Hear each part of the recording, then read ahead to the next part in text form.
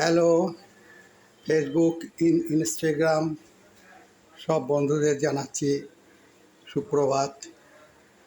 আজকের এই যে ভাত রান্না হয়ে গেছে, এখানে একটা পাঁচমিশালি সবজি রান্না হয়েছে।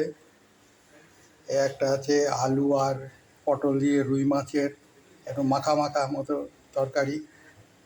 এখানে আছে আলু আর উচ্ছের চচ্চড়ি, এটা তো আমাদের প্রত্যেক দিনকার বাঁধা। আর এই যে নিচে এখানটায় আছে তেঁতুলের চাটনি, এখানে আছে শসা কাটা, স্যালাড। এই আজকের মতো আমাদের মেনু।